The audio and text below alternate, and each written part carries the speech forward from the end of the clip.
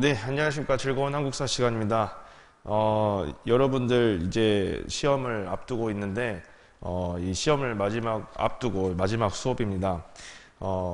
여러분들이 원격 수업으로 진행이 되긴 하지만은, 수업을 잘 듣고 시험 잘 봐서, 좋은 결과 있기를 바라겠습니다.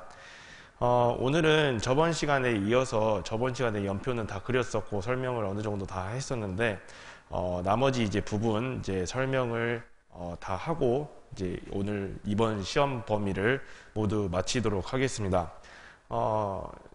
여러분 이번 시험 범위 매우 적은 거 다 공지가 된 걸로 알고 있습니다. 여러분들 다 알고 있을 거라고 믿고 공부도 잘 하고 있을 거라고 믿는데 꼭 세세하게 공부 잘 하셔서 좋은 결과 있길 바라겠습니다. 서술형도 있으니까 공부를 그만큼 더 좀 해줘야겠죠.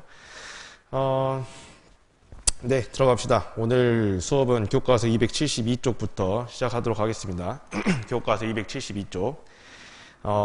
전두환 정부의 출범과 강압정치, 여기 부분부터 시작하겠습니다. 저번 시간에 이제 그린 연표상으로는 이제 5.18 민주화 운동 바로 옆에서부터 시작하는 겁니다. 같이 연표 그린 거랑 같이 따라가면서 그 아래에다가 이제 내용 적으면 될 것 같습니다. 신군부 세력이 5.18 민주화 운동을 이제 무력으로 진압을 하고 이제 본격적으로 권력을 장악해 나갑니다. 그래서 이제 입법, 행정, 사법 3권을 모두 장악할 수 있는 신군부가 국가보위비상대책위원회라는 소위 국보위를 설치하게 됩니다. 아까 말했듯이 이 모든 입법, 행정, 사법 모든 기관을 초월하는 초헌법적인 기구였기 때문에 모든 것을 여기에서 다 정하고 처리하고 했던 것이죠.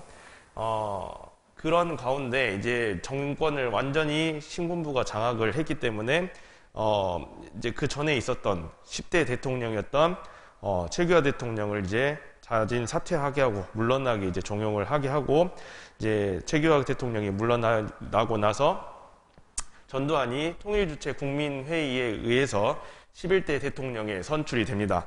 지금 통일주체 국민회의가 아직 살아있다는 것은 지금 헌법은 아직 유신헌법 체제라고 이제 알고 있으면 되겠습니다. 그래서 아직 남아있는 유신헌법에 의해서 지금 전두환이 제11대 대통령에 선출되게 됩니다. 그래서 이 11대 대통령에 선출되고 나서 개헌을 바로 진행합니다. 8차 개헌을 진행하는데 이제 우리가 내용은 했지만 이제 왜 이렇게 됐는지를 우선 또 설명을 해야겠죠. 우선 당연히 그 유신 체제에 대한 비판이 엄청났기 때문에 이제 새로운 지금 유신 체제와는 좀 다른 구별된 정부라는 것을 보여줄 필요가 있었기 때문에 과감히 개헌을 합니다.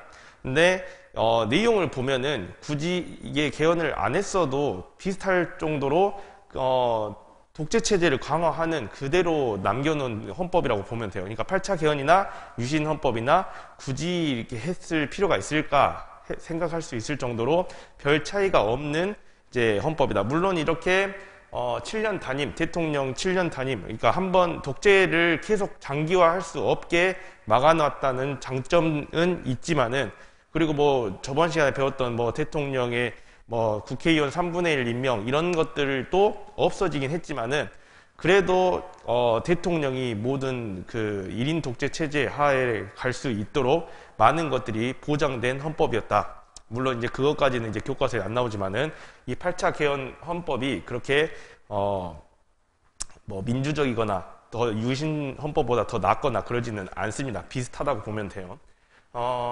그래서 8차 개헌 헌법을 이때 그 전두환 정권을 5공화국, 제5공화국이라고도 부르는데 그것을 따서 50 헌법이라고도 합니다. 50 헌법이라고도 합니다. 숫자 5예요. 50 본드 할 때 50이 아니라. 그래서 그 8차 개헌 내용은 8차 개헌에 이제 우리가 교과서에서 배우는 주요 내용은 대통령의 임기는 7년 단임제다. 대통령의 임기는 7년 단임제. 그러니까 7년 한 번 하면은 더 이상 할 수 없게 지금 딱 막아놓은 거죠. 그 다음에 이제 간선제가 사실 중요합니다. 둘 다 중요해요. 근데 간선제가 왜 중요하냐면은 우리가 아까 봤듯이 유신헌법에서도 간선제죠. 근데 이 유신헌법에서는 통일주체 국민회의에 의해서 뽑힙니다. 그러면은 똑같은 거 아닌가요? 그러는데 이름상으로 볼 때는 통일주체 국민회의는 없어집니다. 통일주체 국민회의는 없어지고 대통령 선거인단에 의해서 대통령이 그러니까 뽑히는 선출되는 방식으로 바뀌는데 사실 이제 50하고 그러니까 전두환 정부가 이 대통령 선거인단을 통해서 대통령이 선출되는 게 미국하고 비슷하잖아요. 대통령 선거인단 미국도 하잖아요. 그래서 미국식 대통령 선출 제도다라고 이제 주장을 하긴 했지만은 실제로는 그 체육관에 앉아서 체육관 선거가 이루어지는 때가 바로 이때입니다. 체육관. 그래서 체육관에 앉아서 대통령 선거인단이라고 뽑힌 사람들이 앉아가지고 전두환 대통령 각하로 모십시다 이렇게 해가지고 박수치고 끝나는 이런 식의 지금 간선제가 이루어진 게 8차 개헌 헌법이었다. 그래서 어쨌든 이 8차 개헌 헌법에 의해서 다시 내년에 바로 이 8차 개헌은 몇 년도죠? 81년도 연표를 썼으니까 제가 우선 안 썼어요. 그래서 81년도에 이루어지고 바로 그 이어서 전두환이 이 헌법에 의해서 이 50 헌법에 의해서 전두환이 제12대 대통령에 이제 당선이 되게 됩니다. 그래서 이 대통령 선거인단에 의해서 당선이 됐다라는 거. 이 대통령 선거인단이 통일주체 국민회의가 아니다. 그러니까 이 다른 거다. 그래서 저번 시간에도 말했지만은 만약에 지문에 통일주체 국민회의라는 내용이 있으면은 이거는 유신헌법이다, 8차 개헌헌법이다, 유신헌법이다 라는 거 잘 구분할 수 있으면 좋겠습니다. 내가 항상 모의고사에 그렇게 헌법의 내용을 그냥 뭐 몇 조 몇 항 이렇게 해가지고 내버리니까는 꼭 알고 있으면 좋을 것 같습니다. 그렇게 이제 전두환 정부가 이제 성립이 됩니다. 81년도부터 시작을 합니다. 그래서 7년 동안 이제 전두환 정부가 이어지는데 어떤 정책을 이끌어 왔는지 한번 볼 건데 통제 정책과 유화 정책으로 나눠집니다. 어느 정도 그 풀어진 모습도 보여주고 유화 정책은 좀 풀어주는 모습도 또 보여주고 그렇지만 독재 체제를 강화하기 위해서 빡세게 이렇게 통제하는 그런 정책도 실시를 합니다. 그러니까 양날의 검이죠. 뭐라 해야 될까요? 당근과 채찍 뭐 이런 거. 그래서 우선 보면은 통제 정책으로는 언론을 통제합니다. 언론. 그래서 언론을 어떻게 통제하냐면 언론사를 통폐합시킵니다. 언론사를 하나로 막 통폐합시키고 그래서 뭐 마음에 안 드는 데는 잘라버리고 없애버리고 그런 식으로 통폐합을 시키고 그 다음에 보도지침이라는 걸 만드는데 이 보도지침이 좀 중요합니다. 중요한 것보다 잘 나와요. 그래서 보도지침을 내려가지고 언론의 보도를 통제하는 겁니다. 보도 방향을. 만약에 어떤 사건을 보도를 할 거 아니에요. 뭐 나라에 큰 이슈가 있으면 그 보도를 뭐 MBC나 KBS에서 보도를 하려고 하는데 이 보도는 이런 식으로 해라라고 국가에서 이렇게 명령이 내려오는 거예요. 보도지침을 써서 주면은 그거에 따라서 보도를 해야만 했던 시기가 바로 이 시기입니다. 그러니까는 언론이 있긴 하지만은 이 언론은 국가의 꼭두각시, 전두환 정부의 꼭두각시 노릇밖에 할 수가 없었던 거죠. 그러니까 언론은 그렇게 하고 싶지 않았는데 물론 그거를 동조하는 언론도 있었겠죠.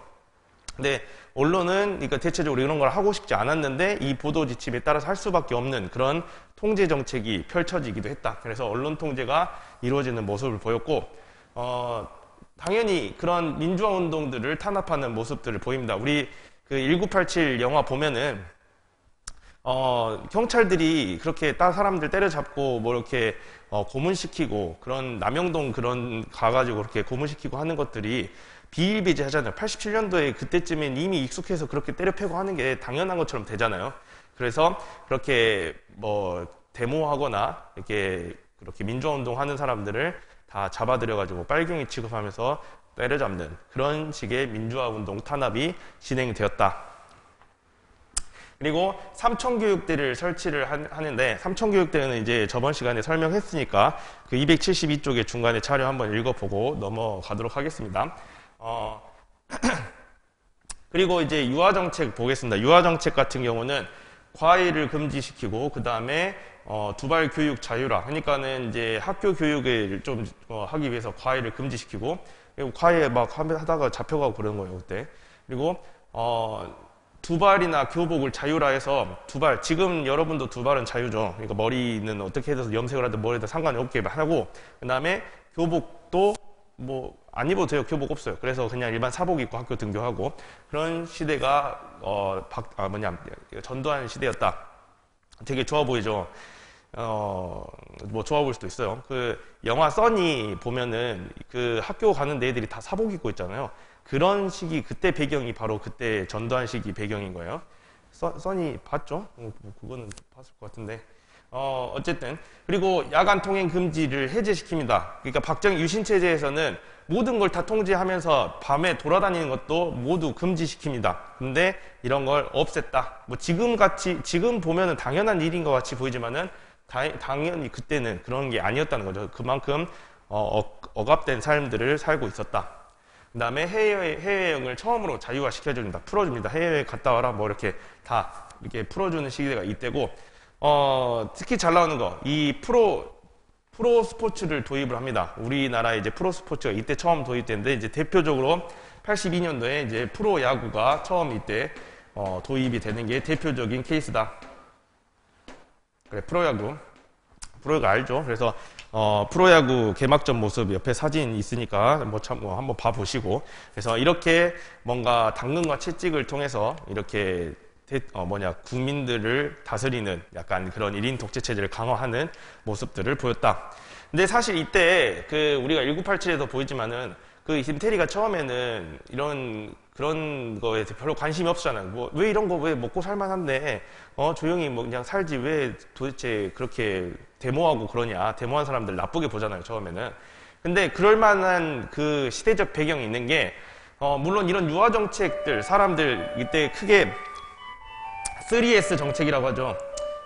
이게 찾아보면 나와요. 뭐 스포츠 뭐 이렇게 나오는데, 이 3S 정책을 통해서 이제 사람들을 많이 풀어주기도 하지만은, 그런 정책들이 대체적으로, 뭔가 풀어주긴 하지만은, 이게 뭐라고 해야 되지? 그 당시가 되게 경제적으로 호황기를 누릴 때입니다. 되게 경제적으로 우리나라가 많이 발전하면서 사람들이 먹고 사는데 전혀 걱정이 없는, 취업 걱정도 없고 먹고 사는데도 걱정이 없는 그런 시대였기 때문에 경제가 한참 발전되고 있었던 시기였기 때문에 그래도 전두환 때는 먹고 살기는 좋았지 뭐 그런 얘기가 있을 정도로 당시에 그렇게 먹고 살기 경제적으로는 되게 호황기를 누렸기 때문에 사람들이 그렇게 관심이 없었던 거죠. 이해되겠죠? 그러니까 사람이 우리가 깨어있지 않고 그냥 먹고 사는 데만 집중해서 살면은 본인의 권리가 자기도 모르게 사라질 수 있습니다. 그래서 우리가 이런 한국사 내용을 배우는 거는, 우리가 깨어 있어야 돼요. 의식이 좀 깨어 있어야지, 꼭 우리가 돈을 벌고 먹고 사는 데만 이렇게 집중하다 살다 보면은, 우리도 모르게 이렇게 자유권이 박탈되고, 이게 뭔가 통제되는 삶을 살게 되고, 그렇게 된다는 거예요. 그래서 여러분들도 그렇게 먹고 사는데 별 지장 없는데 왜 뭐가 불만이야? 이런 생각을 나중에 혹시나 그럴 일이 있으면은, 그런 학생들이 되지 않기를 바랍니다. 깨어있는 민주시민이 될 수 있도록, 잘 생각을 가지고 살 수 있길 바랍니다. 어쨌든, 이렇게 정책들을 정리를 해봤습니다. 그래서 272쪽의 내용들 한번 보도록 하고, 옆에 있는 273쪽은 이제 5.18에 관련한 내용입니다. 꼭 한 번씩 읽어봅시다. 우리 그래도 광주 사람인데, 이런 정도는 한 번씩 읽어볼 수 있겠죠.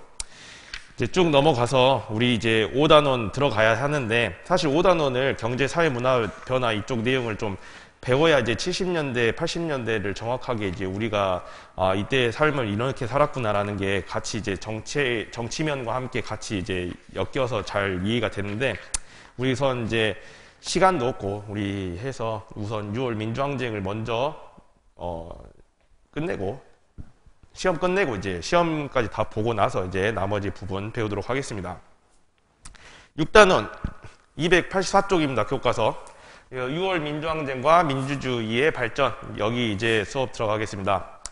6월 민주항쟁이 전개가 됩니다. 이제 전두환이 대통령 선거 당시에 아까 대통령 선거 인단에 이제 뽑혀서 이제 대통령에 선출이 됐는데 사실 이게 아까 말했듯이 그 유신체제랑 비슷하듯이 선거인단 거의 체육관에서 이렇게 박수 치면은 이제 그 대통령 되고 그리고 여당 후보가 만약에 이제 그 다음 이제 후보가 노태우가 나왔는데 이 여당 후보가 이렇게 나오면은 무조건 체육관에서 박수치고 이제 바로 통과돼서 대통령이 되는 그런 시스템이었어요. 그러니까 뭐 그 체육관에서 뭐 우리 여당 후보랑 야당 후보랑 이걸 경합해가지고 어떻게 선출되는 방식이 아니라 그런 이제 형식적으로는 그렇게 하죠. 근데 이제 실질적으로는 가서 여당 후보가 그냥 거기서 통과 의례로 그냥 통과만 하고 박수치고 끝나는 이런 식으로 진행이 된단 말이에요. 그래서 당연히 여당 후보로 나서는 사람이 대통령 후보가 되는 사람이 그냥 그대로 이어서 가는 거예요. 그래서 우리가 정권이 바뀐다 하잖아요. 여당 야당 그렇게 바뀌는 게.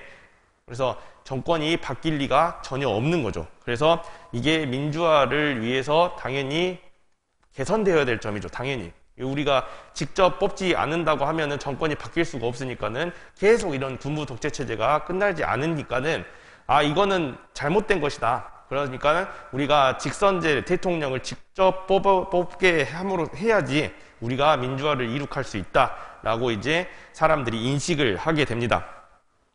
그래서 민주화 운동 진영 같은 경우는 야당과 연계해서 대통령 직선제 시행을 이제 강력하게 요구를 합니다. 헌법 개정을 요구를 해요. 그래서 80년대 중반부터 이 직선제 개헌 요구가 점점 이제 증가하는 모습들을 보입니다. 거기에 우리가 이제 한참 우리가 국회는 얘기 안 했었잖아요. 근데 이 전에 이제 김대중, 김영삼이 이제 이끄는 신한민주당이 총선에서 이제 선전을 거둡니다. 그래서 야당 의석이 좀 많게 이제 확보가 돼버리는 거예요. 그래서 그렇게 야당 의석이 확보가 많이 된다는 거는 어쨌든 지금 신임을 계속 못 받고 있다라는 거잖아요. 그래서 그런 것들이 나타나니까는 나타나는 그 배경 속에서 이제 6월 민주항쟁이 진행이 됩니다. 이 박종철 고문치사 사건부터 이제 시작이 되는데, 아까 말했듯이 이런 직선제 개헌 요구를 이제 요구하는 이런 시위들이 이제 산발적으로 이제 대학가에서 일어났는데, 그 와중에 이제 박종철이라는 서울대생이 이제 남영동에 끌려갑니다. 그래서 그 고문을 받다가 죽는 사건이 발생을 하는 거죠. 우리 영화 1987에서 나오는 여진구가 이렇게 물고문 당하다가 죽는 사건 있잖아요. 초반에 나오는. 그래서 그렇게 박종철이 죽는 사건이 있었는데 이 사건이 조용히 묻힐 뻔했어요. 근데 갑자기 이게 어떻게 해서 이제 이게 대중에 퍼지게 되면서 개헌 요구가 빗발치게 됩니다. 사람들이 이제 개헌 요구가 점점 증가하는데, 그러니까 사람들이 이제 계속 개헌해라 하니까는 이제 대통령이 답을 합니다. 대통령이 이제 TV에 나와가지고 국민 대담화를 이제 하는데 뭐라고 하냐면은 본인은 우리 헌법을 그대로 지킬 것입니다 하면서 오히려 지금 민주화를 향한 직선제 요구를 무시하고 기존 헌법을 유지한 채 그대로 이제 대통령 선거를 진행하겠다, 다음 대통령 선거를 진행하겠다라고 하는 4.13 호원 조치를 발표를 합니다. 그러니까 당연히 사람들은 이제 반발이죠. 지금 우리의 민심은 이쪽인데 왜 니들 마음대로 하려고 하냐라는 그런 이제 반응들이 일어나는 거예요. 그래서 반대 시위가 계속 전개가 되고, 그 상황 속에서 연세대에 다니던 이한열 열사가 데모에 이제 앞장서면서 앞장서다가 그 체류탄을 머리에 맞고 쓰러지는 사건이 발생을 합니다. 그래서 의식이 불명 상태로 들어가게 되는데 나중에 결국 사망합니다. 사망하는데 사람들이 이렇게 쓰러졌다는 소식을 듣고 우리 신문에 대서특필된 거예요. 사람들이 여기 피 철철 흘리고 이렇게 사람들이 뒤에 이렇게 데리고 가는 그런 모습이 신문에 실리게 되면서 이제 사람들이 이제 분노에 가득 차게 됩니다. 그래서 60 국민대회부터 시작을 하는데 이 내용이 지금 284쪽 아래 자료에 있습니다. 60 국민대회 선언문 해가지고 쭉 나오죠. 그래서 이 60 국민대회부터 시작을 해가지고 선언문 발표하고 이 민주화를 요구하는 대규모 시위가 일어나는데 그게 바로 60 국민대회입니다. 그래서 주요 내용은 호원 조치 철폐해라, 헌법을 그대로 한다는 것을 철폐하라, 그리고 직선제로 개헌해라 라는 요구가 이제 이 대회에서부터 쭉 진행이 돼서 시위가 크게 확산이 됩니다. 그래서 이 시위가 100만 명이 넘는 사람들이 움집해가지고 이제 계속 호혼, 철폐, 독재, 타도 그거 들어봤죠? 그 영화에서도 나오잖아요. 그래서 그 구호를 외치면서 사람들이 이제 계속 거리에 나서게 되는 거죠. 그러니까는 이제 노태우가 나와가지고 여당 후보였던 이제 그 다음 차기 대선 후보 이게 하여튼 대통령 이제 곧 될 사람이에요. 사실 이제 그 상황 속에서는 그 헌법 체계로서는 여당 대통령 후보였기 때문에 노태우가 당연히 그 다음 대통령 될 사람이었던 거예요. 그래서 이 노태우가 대신 이제 전두환 정부 대신 나와가지고 어쩔 수 없겠네 하면서 6.29 민주화 선언을 하게 됩니다. 그 6.29 민주화 선언에 대한 내용이 285쪽 자료 오른쪽에 있습니다. 그래서 6.29 민주화 선언의 주요 내용에서 이렇게 쭉 나오죠. 사실 이거는 이런 게 있구나 하는 걸 알기만 하면 되고, 여기에서 6.29 민주화 선언은 어쨌든 국민이 원한다면은 직선제 개헌 등을 수용하겠다라는 것을 발표를 한 거고, 그래서 이제 한번 가라앉힌 다음에 이제 9차 개헌이 이제 결과적으로 이제 9차 개헌을 이루어냅니다. 그래서 9차 개헌을 통해서 대통령 임기는 7년에서 5년으로 한 번 하는 건 그대로고, 대통령 임기를 5년 단임제로 하고 그 다음에 대통령을 직선제로 선출하도록 지금 개헌을 하게 됩니다. 그 다음에 또 헌법재판소도 이때 처음 설치가 되는 등의 개헌이 이루어지고, 이 9차 개헌 내용이 지금까지 쭉 지속이 돼서 현재의 헌법의 모습이 이때 갖추어졌다라는 걸 알 수 있도록 합시다. 그래서 현재 대통령 임기 5년 단임의 대통령 직선제 선출 이런 내용들이 이때 처음 나왔다라는 거 알 수 있으면 되겠습니다. 그래서 이 6월 민주항쟁의 이제 특징, 의의 같은 것들 사실 적진 않았지만은 6월 민주항쟁은 이제 당연히 이제 유신체제 전부터 박정희 시대부터 이어온 독재 정치에 억눌린 국민의 불만이 이제 한 번에 터졌던 사건으로 볼 수 있습니다. 그래서 그리고 아까 말했던 이제 중산층 어느 정도 먹고 살 만한 이제 그런 중산층들이 계속 먹고 사는데 이제 불만이 없이 살다 보니까는 정치적인 게 불만을 표출하는 게 좀 소극적이었어요. 그냥 먹고 살만한데 왜 굳이 그래? 약간 이런 느낌이었는데 이때 이제 적극적으로 시위에 참여하게 되면서 100만 명이나 모였다죠. 100만 명이 쉬운 일이 아니에요. 그래서 시민의식이 높아지는 계기가 됩니다. 그래서 우리나라의 민주화에 큰 디딤돌이 된 사건이 바로 이때 6월 항쟁이라고 볼 수 있습니다. 여기 이제 80년대 중반부터 직선제 개헌 요구가 이제 하면서 여기 1천만 명 서명운동, 개헌청 1천만 명 서명운동 있는데, 그 전에 우리가 이제 박정희 정부 때 100만 명 서명운동 있었죠. 사실 그게 더 중요합니다. 이거는 그냥 이런 것들이 있었다 정도만 알면 됩니다. 그래서 100만 명 서명운동은 당연히 알아야 됩니다. 그래서 어쨌든 1천만 명 서명운동이 있었다 정도만 그냥 이런 게 있었구나 정도만 알면 될 것 같고, 어쨌든 6월 민주항쟁은 아주 큰 사건이고 우리나라의 민주항쟁에 큰 역할을 했기 때문에 우리가 내용을 잘 알아둬야겠다. 그리고 시험에도 잘 당연히 나오겠죠. 모의고사에도 이런 데도. 그러니까는 내용 잘 알아둘 수 있으면 좋겠습니다. 그 영화 1987 사실 되게 픽션도 조금 있습니다. 사실 픽션이 없진 않지만은 거의 역사적 사실에 기반한 영화이기 때문에 혹시 안 본 친구들은 꼭 한번 봤으면 좋겠습니다. 그 내용 정도는 알고 있어야 여기 이 내용들 이해하는 데 도움이 많이 되거든요. 그러니까 지금 영화 본 친구들은 아마 이 얘기가 지금 그 스토리가 쭉 진행이 될 거예요. 그 영화 장면으로.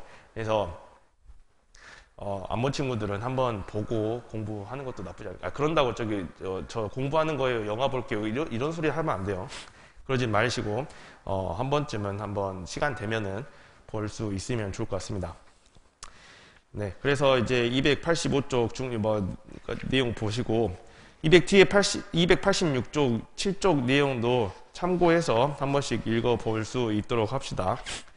그래서 당시에 어떤 상황이 있었는지를 조금 한번 정확하게 이해할 수 있도록 하면 좋을 것 같습니다.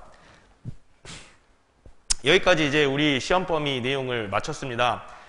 시험 범위가 많다고 할 수 없습니다. 그냥 적습니다. 그냥 제 생각이 마음에 안 드는데 어쨌든 이렇게 할 수밖에 없는 상황이기 때문에 4단원까지 하고 여기 6월 항쟁까지 내용이 들어가는데 이렇게 적게 나오는데도 진짜 공부를 안 하면은 좀 심각합니다. 그래서 공부를 좀 의지를 가지고 좀 공부를 할 수 있도록 하고, 특히 이 단원을 배우는 지금 목적은 저 첫 시간에도 말했지만은 민주화가 이렇게 그냥 꽁으로 떨어지는 게 아니에요. 우리가 이런 과정들을 거쳤기 때문에 지금의 민주주의가 지금 이렇게 열매를 맺은 거라고 볼 수 있거든요. 그래서 앞으로 이런 안 좋은 역사는 되풀이지 않고, 그 다음 이런 좋은 역사들은 계속 우리의 가슴에 새기고, 우리도 혹시 그런 권리에 대해서 항전하는 모습들이 나타나야 될 것 같습니다. 아까 같이 그냥 먹을 거 어느 정도 먹고 사는 정도에 만족하고 살면은 이게 민주 시민으로서 약간 부족하다고 볼 수 있거든요. 그래서 어쨌든 이렇게 이번 수업 많이 잘 공부를 하시면 좋을 것 같고, 다음 수업은 이제 시험 끝나고 나서 이제 원격 수업을 이루어지는데, 아마 진도 그대로 나가거나 아니면은 뭐 영상 대체하거나 그거는 지금 생각 중에 있습니다. 그래서 차시에 맞춰서 제가 진행을 할 거고, 그 영상에다가 혹시 24일에 이제 받는 영상에다가 표시를 해 놓을 테니까는 몇 반 이 수업 들으라고 표시를 할 테니까는 헷갈리지 않고 잘 들으시면 좋을 것 같습니다.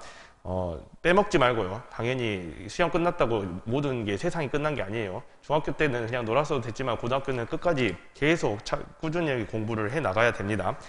그래서 잘 진행을 하셨으면 좋겠습니다. 네, 말이 너무 길었죠. 어쨌든 오늘 수업은 여기까지 하겠습니다. 네, 수고하셨습니다.